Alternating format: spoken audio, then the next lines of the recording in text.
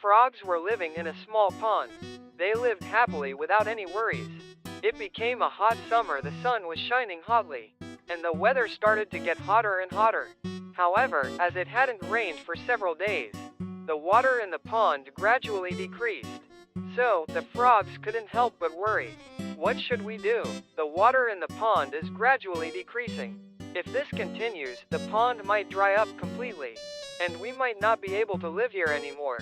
The frogs were very worried, but there was no sign of rain. Eventually, the pond dried up completely, revealing the bottom. One of the frogs said with a sad face, "We can't live here anymore. Where should we live from now on? It would be good to look for a place with water. Let's look for another pond." The frogs set off on a journey to find a place with water. However, finding a place with water was not an easy task. Due to the drought, other ponds had also almost dried up. Then, the frogs found a deep well. The frogs bowed their heads and looked into the well. There was a little water at the very bottom of the deep well.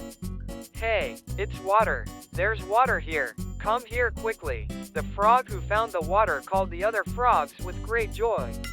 "We couldn't find water even though we've been struggling for a long time. But we found water here. We should live here from now on." However, another frog who was looking into the well shook his head with a stern expression and said, "No, we can't. If the water in this well also dries up, we won't be able to return to the ground. We will die without being able to get out of the well." The frog that found the well was very happy and wanted to live in it. But the other frog shook his head and opposed it.